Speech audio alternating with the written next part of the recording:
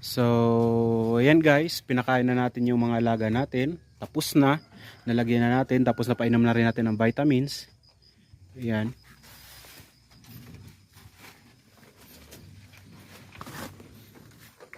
Tapos dito sa old house nila na ginawan ko rin ang pasungan sa kabila. Ayan.